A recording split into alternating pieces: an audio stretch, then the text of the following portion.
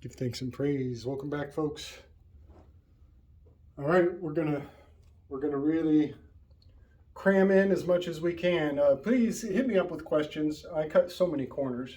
I can only imagine how many questions I breed more than answers, really. So let me know if anything I say or do does not make sense. I'm totally happy to attempt to bring sense to my reasoning. Aldous Huxley and Orwell are a really interesting yin yang. We all know a lot has been written on that. But Huxley is all about the lotus eaters, using the technique of the lotus eaters to subjugate humanity. That is absolutely a number two, a giver, an over giver. So the whole Huxleyan utopia has this number two, the good cop. And Orwell is rocking the bad cop, the dystopian, which corresponds so powerfully with the remedial energy of an enthusiast with the shadow of glutton. Their remedial virtue is totalitarianism, abstinence in total. So the Orwell is kind of a Socrates gone wild, a scientific optimism gone completely amok, unchecked, utterly, gluttonous to the extreme. And meanwhile, over here in the number two, it's the exact opposite. The giver with the shadow of pride can't give enough, takes pride in look how much social credit we're giving you. Look at all the social credit, give. But meanwhile, all the strings are quite well attached. But I just wanted to make that correspondence of the 7 and the 2. That's kind of how things tend to play out in the Enneagram in other interesting lights. All right. I want to talk about some of what I just put out in my last video. Number one, let me get this right. This Enneagram was imperfect. It was not this persona. I've replayed what I thought I knew. It has persona. There it is. I found it. And that's next level. That's next level because of the theater masks. Agathon is the tragedian. Aristophanes is the comedian. Those two masks, that's C-A-T. Comedy and tragedy. You're an educated. Now you are educated. Congratulations. And now you have a persona. You get a diploma. And you get to go out in the world and wear your edu-CAT, comedy and tragedy mask. You get to play good cop, bad cop because you're authorized. You're now officially authorized. I think the number 4 is actually the entry for new characters on the stage on the Globe Theater. I think if you come in as a number 1, you've got a really difficult path ahead of you. I think you have to kind of come in as a number 4 individual with a shadow of envy, which is so profound because Venus is the newest planet. It's the newest addition to the pantheon. And there's a lot of envy and animosity on integrating that fact. So I just find it so fascinating that this is where the mask is put on, where people's envy and admiration, you begin as if you were an actor on the stage. This is where you begin to work with the energies of other people's envy, with that shadow aspect. So yeah, it has persona, being an anagram out of Aristophanes' name. It's fun. It's so fun. Because I don't think it's as old as we're told. Something is going on with the language. It's almost like English was there all along behind the scenes as like the spies language or the angelic language, and they just gave it to us as a decoder ring of some sort. I don't know, but I don't think any of the Plato's Republic is nearly as old as we're told. I think it goes back to maybe a generation or two before Voltaire. But this is also an anagram for Spinoza Hera. Spinoza Hera. I'm pretty sure. Oh, there's a T somewhere. Spinoza Tahara? No, I'm missing a T. But I'm not going to do it right now. But Spinoza makes a good 4. I've been trying to find Spinoza. I want him to be maybe the death card because he was a harem. He was in exile. Charon is the ferry boat navigator, and he was in harem. Harem is basically Charon. So I want Spinoza to be here, but I see his institution is in this Fortuna card because he hated the idea of Fortuna. There was an invention of Machiavelli, and I feel like he supplanted the Machiavellian fortune mythology, or it was integrated by William Blake. Maybe William Blake integrated Machiavellian Fortuna and Spinozian exile, and we get the fortune card as a result. Either way, that's a breakaway civilization. Whatever happened with Blake, Spinoza, and Fortuna that Machiavelli put forward, this card is a breakaway civilization. So many secrets in the fortune card, but I'm kind of ranting, aren't I? Spinoza's a 4. I think when characters come onto the stage, they start out as a 4. Donald Trump was a 4 for the longest time. When he became president, he moved into the 7 position. The enthusiast with the shadow of glutton, or the epicure. Epicure would be, you're fired, you're not good enough, only the best, only the best. He became an epicure. And then when he got towards the end of his arc, he definitely moves into the position number 8. I could go on and on. But there's something about a matriculation from the 4, bouncing off of an idealist and landing on the 7. This 4-1-7, it's a harmonic tone.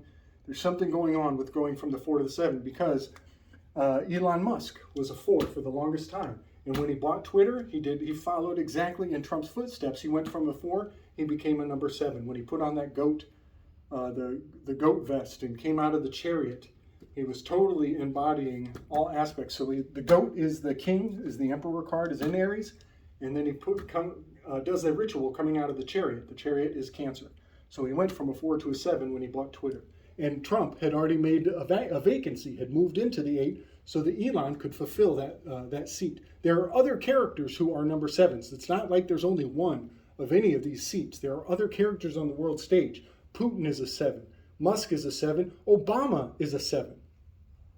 Keep me going. I want to talk about Ayn Rand. Ayn Rand is a quintessential number 4 individual as a person, as a singular soul. She is a great and glorious number 4. All of her advice is wonderful for the individual to take on, you know. However, the institution of objectivism is going to be the star card. Has everything to do with the star card. The star card in this age of Aquarius idea is all about the UFC, the mano a mano. The naked man is another name for the Aquarius. He's got the jug of gnosis. He's doing a suplex of John the Baptist's head onto the people. He's spilling out the electrified, attractive energies of what there is to know in the world. And when the lockdowns happened, all of the collectivist sports were screwed with their pants down because one freaking guy on the team gets a negative result and they shut down the entire event.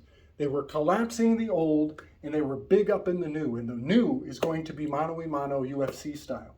In mano a mano UFC, they don't have all those liabilities. They don't have all those hanging chads from the 20-some other players that could fuck up the whole game if they don't all test positive. It was one person responsible only for themselves. Altruism, out the door. Objectivism is going to be playing this number 8 position. That's going to piss a lot of people off. Get over it.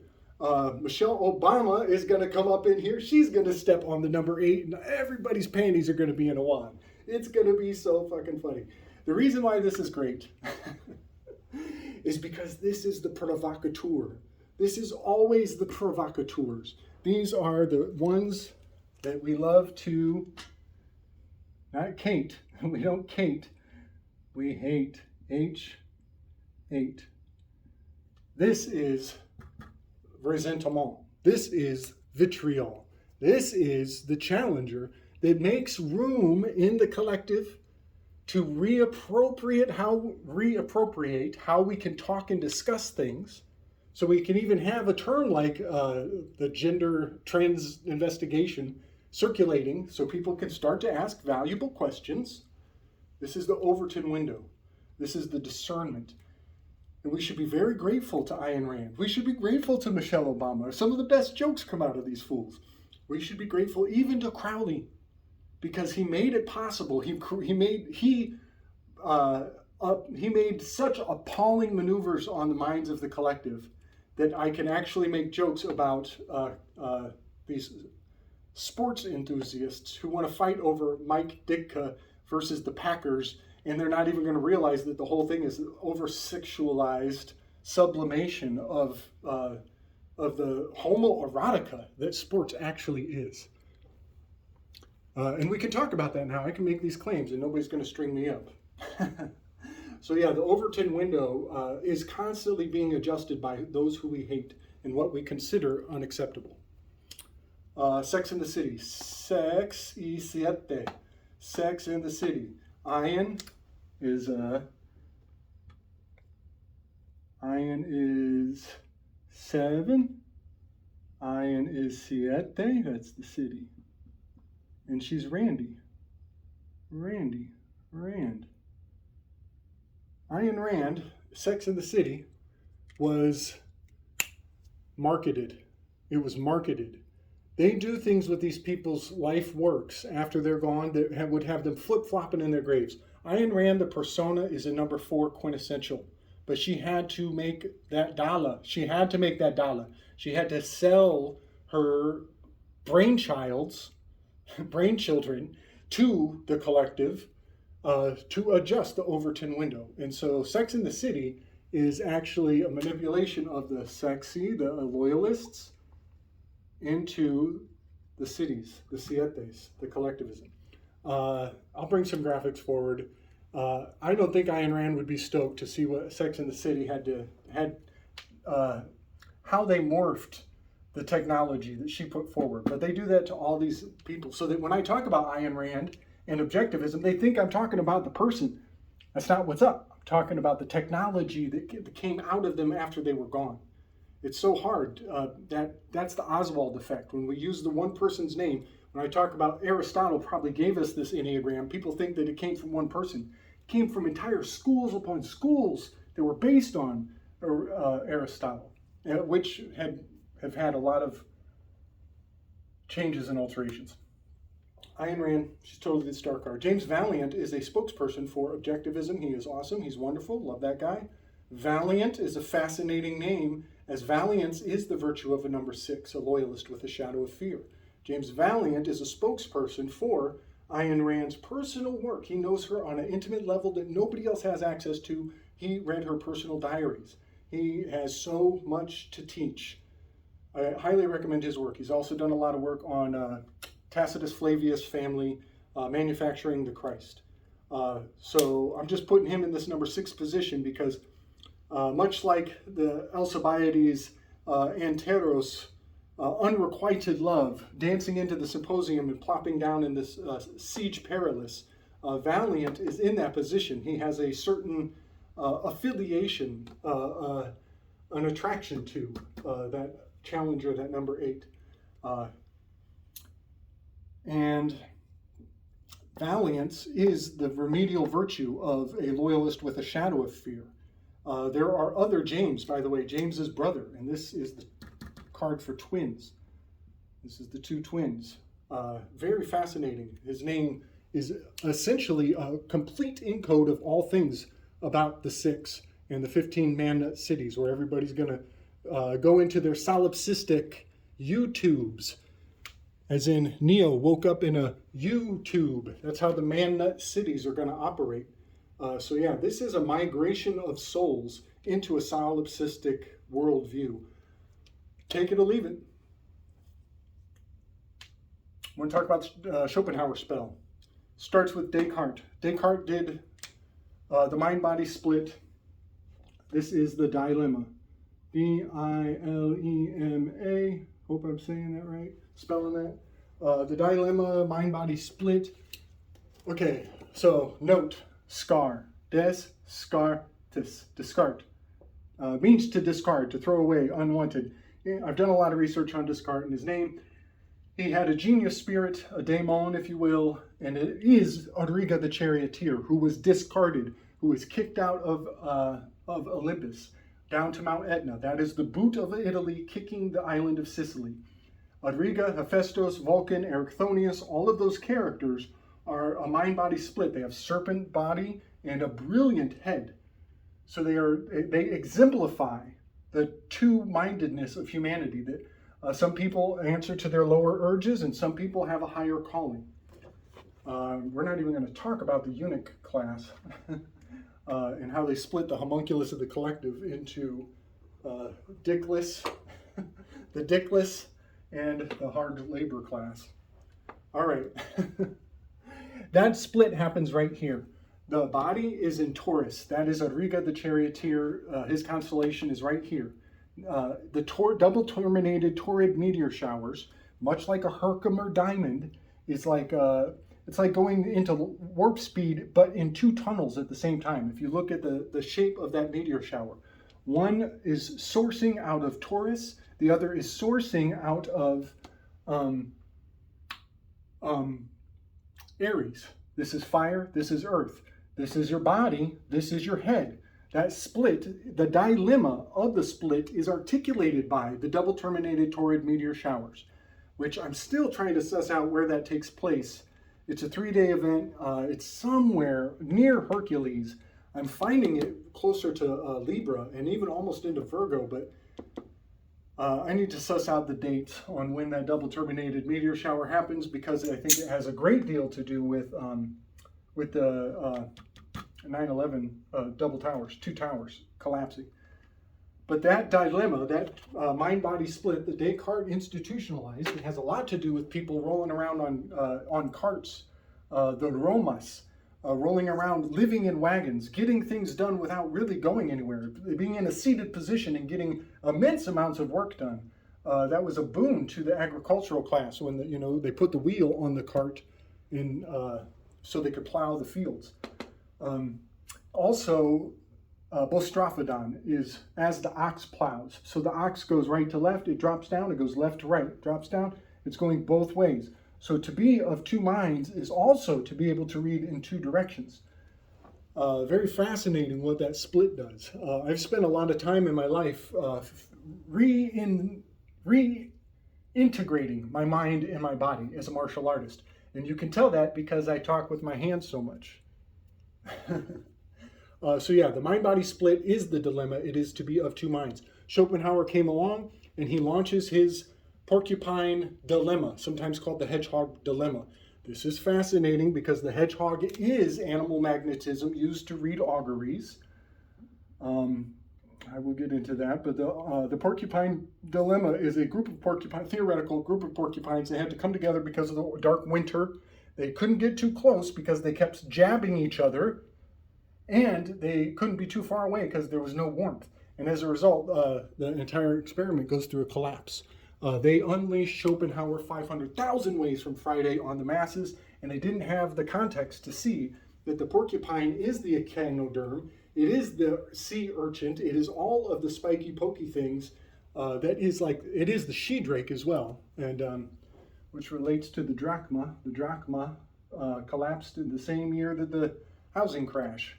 The drachma ended in 2008, the end of the drachma. But there was something of a dilemma launched onto the masses that was an unpacking of Schopenhauer in such a massive way. It's fascinating. And Schopenhauer was sublimated into yoga in the Dagobah system.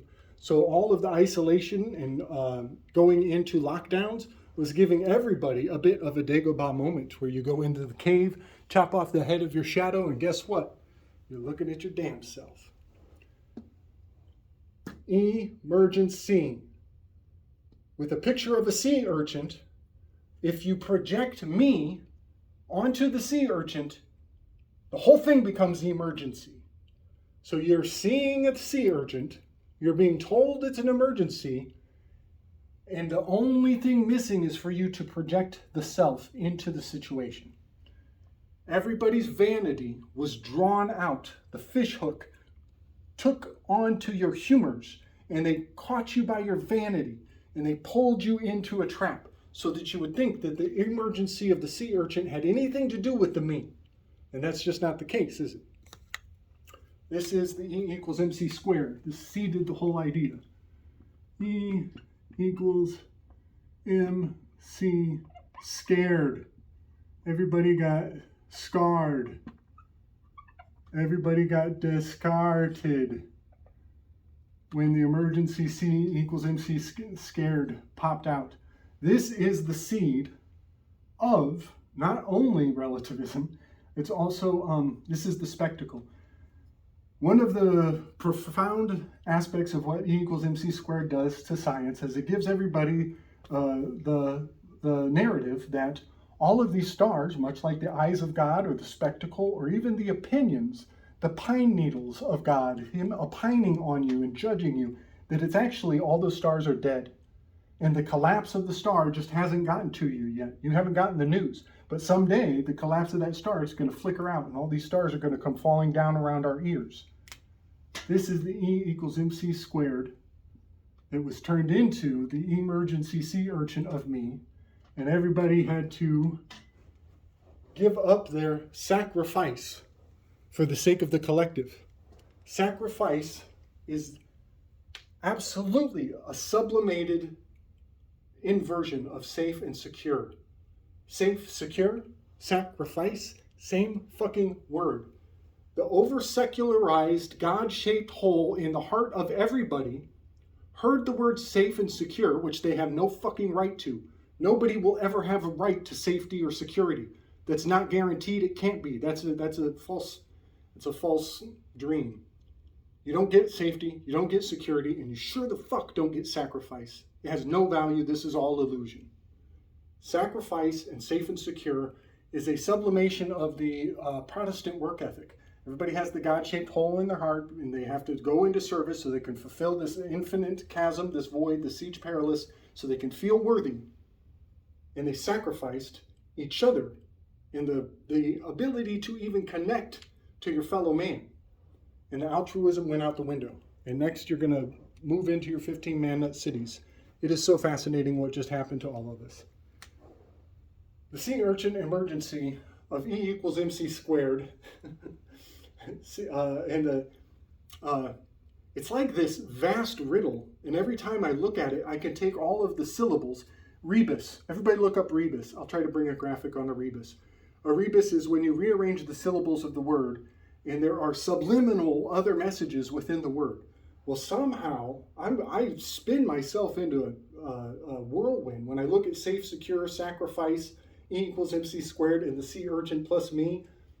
All of it unpacking out of the E equals MC squared of believing that the spectacle of the masses give a fuck about you at all. All of those eyeballs of the stars being the judgment of others and the promise that it will someday collapse. We literally just went through an apocalypse, and it was seeded by, I'm not going to say that there was intention all along. This could be a fascinating sequence of coincidences that the collective does. Carl Jung would have a lot more to say on this than I do. But from Descartes, actually from Kant hyperbolized the golden rule. Do unto others what you would have done unto them. He turned it into everybody has to do everything for everybody. Impossible expansionist of what the golden rule was. It's a false equivalency. So it starts with starts with Kant. Descartes picks it up. He gives us the dilemma. Schopenhauer makes the porcupine dilemma. Freud turned the porcupine dilemma into the ego and the opinion. Ego is the subservient student mentality, and opinion is somebody is over you, somebody is the head, and you are the body. So the idea that there's an authority over that's going to opine on you negatively was completely seeded by the ego of Freud. This is because we put our I into the words. We associate, we discuss material with the word I in the sentence. You're projecting yourself into the subject matter, you're self-subjugating. And so when you take out your own I, you remove the I from the conversation, and that gives you access to the Socratic method. when you take